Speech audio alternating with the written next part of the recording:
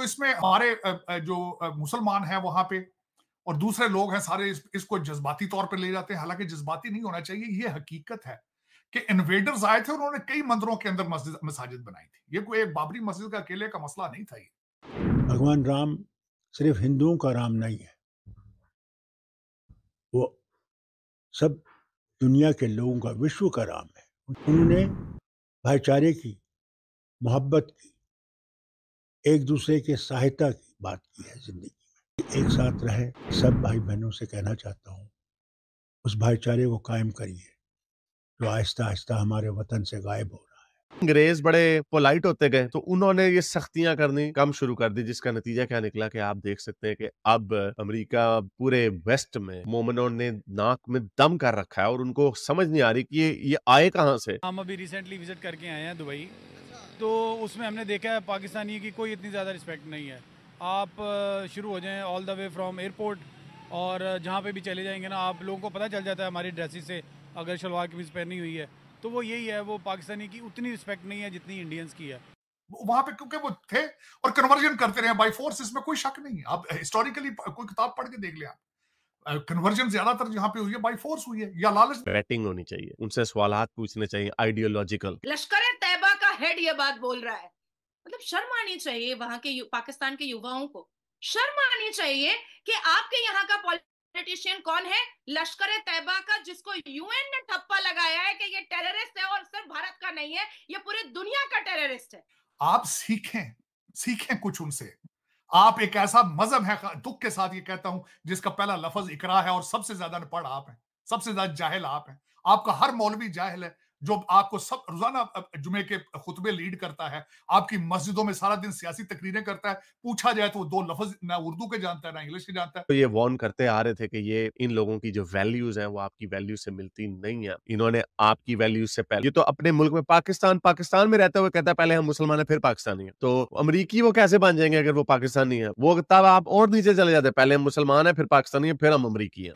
Indian थोड़ा सा मेरा ख्याल है कि अपनी वो आप समझ लें कंट्री की वजह से, या अपने ओवरऑल कल्चर की वजह से, या उनका जो एक पॉपुलेशन है उसकी वजह से सारी दुनिया उनकी रिस्पेक्ट करती है कि उनको वहाँ से ज़्यादा बिजनेस मिलता है। जो मुसलमान हैं वहां पे और दूसरे लोग हैं सारे इसको जज्बाती तौर पे ले जाते हैं, हालांकि जज्बाती नहीं होना चाहिए। ये हकीकत है कि इन्वेडर्स आए थे, उन्होंने कई मंदिरों के अंदर मस्जिद मसाजिद बनाई थी। ये कोई एक बाबरी मस्जिद का अकेले का मसला नहीं था। ये वहां पे क्योंकि वो थे और कन्वर्जन करते रहे बाई फोर्स, इसमें कोई शक नहीं है। आप हिस्टोरिकली कोई किताब पढ़ के देख ले आप, कन्वर्जन ज्यादातर जहां पे हुई है बाई फोर्स हुई है या लालच दे के हुई है। जो कुछ भी जमीनों की जिस तरह भी कन्वर्जन होती रही है, हमारे लोग उसमें जज्बाती बजाय के तारीख को पढ़ने के उसको सेंटी होकर उसको चीजों को देखते हैं।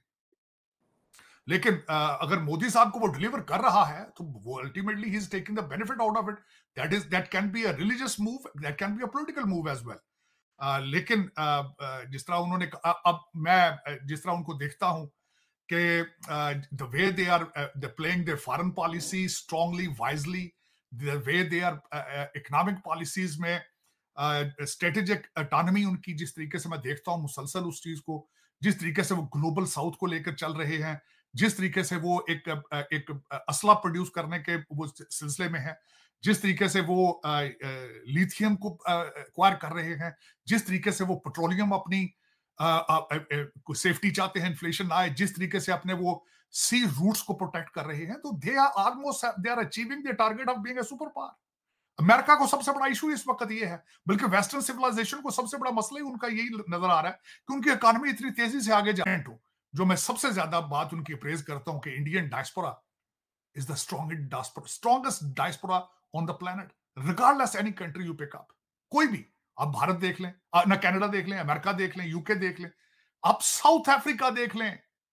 साउथ अफ्रीका का पिछला जो प्राइम मिनिस्टर था जो उनका, उसका वो गुप्ता क्या नाम था उसके साथ, गुप्ता साहब थे जो बहुत बड़े वहां पे वो जिनके ऊपर करप्शन के चार्जेस थे। दुबई देख लें आप, दुबई देख लें आप, वहां पे देख लें इंडियन डायस्पोरा की अमीर तरीन डायस्पोरा, स्ट्रॉन्गेस्ट तरीन है।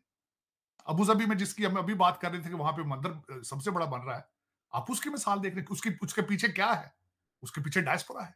न्यू जर्सी के अंदर बहुत बड़ा मंदिर बन रहा है इस वक्त, अमेरिका का सबसे बड़ा मंदिर, वो भी वो डायस्पोरा बना रहे हैं, वॉलंटियरिज्म कर रहे हैं, they are committed to their cause. They are committed to the religion, they committed to India. इससे सीखना होगा आपको। मैं हमेशा यही कहता हूं, मेरे मेरे हमारे सुनने वाले सबसे बड़ा मुझसे यही कहते हैं कि पता नहीं शायद ये इंडिया भगत है, ये क्या इंडिया गीत। और मैं ये कहता हूं सिख लो ना को सीखण होता जते 10 साल की सजा खट करके बाहर आ जाता है बेल पर, और उसके बाद शादी का बिरयानी बांटता है, तो क्या सऊदी अरबिया में बलात्कार करने के बाद बाहर आ पाएगा?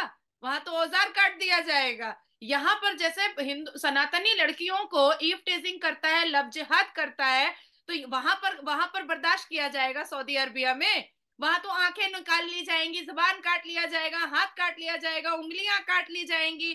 तो मैं आपको ये भी कह देती हूँ कि चलिए मैं सऊदी अरबिया को भी एक चिट्ठी लिख देती हूँ कि बुला लीजिए, जो जो मर रहे हैं, जो बहुत परेशान है, जो पाकिस्तानियों को फोन कर करके बता रहे हैं कि हमको भारत में बहुत तकलीफ दी जा रही है, सऊदी अरबिया बुला ले, बुला ले।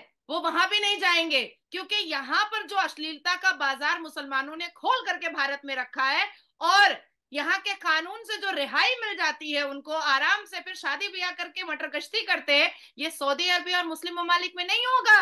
वहां तो एक एक उजू कटता चला जाएगा, खत्म होता चला जाएगा।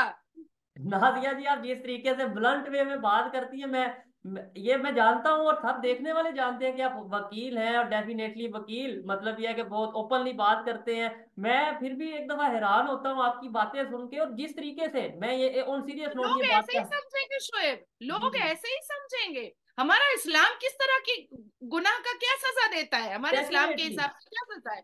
झूठ बोलोगे तो जुबान काट दिया जाएगा। आप जना करोगे तो आपको नामर्द बनाया जाएगा। आप चोरी करोगे तो आपका हाथ काटा जाएगा।